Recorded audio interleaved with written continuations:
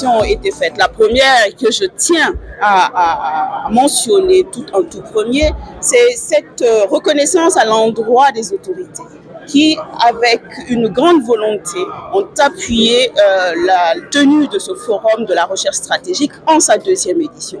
La deuxième recommandation, cette fois-ci sur le thème lui-même, c'est-à-dire la politique étrangère des États africains en face ou en tout cas au regard des défis de reconfiguration qui sont les leurs, c'est notamment pour le cas du Burkina Faso de penser le plus urgemment à ce que l'on pourrait se permettre d'appeler des états généraux de notre pratique diplomatique.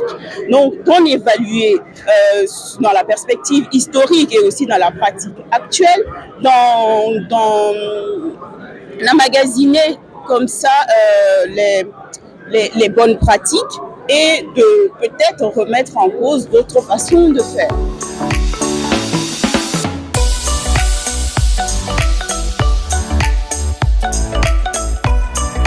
Ce thème pertinent qui nous a été proposé en rappel est la politique étrangère des États d'Afrique à l'aune des reconfigurations géopolitiques.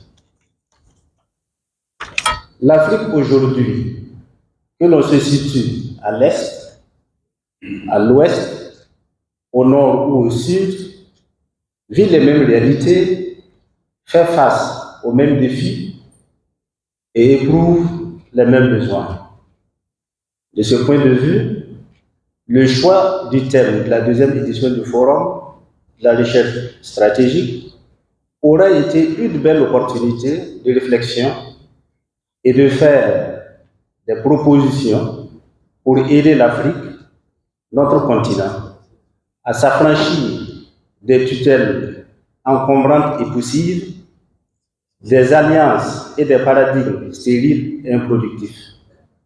Les pays africains, à l'aune des reconfigurations géopolitiques et à la lueur de nos échanges, devraient, pour leur survie politique et économique, repenser leur politique étrangère de manière à assurer leur autonomie stratégique.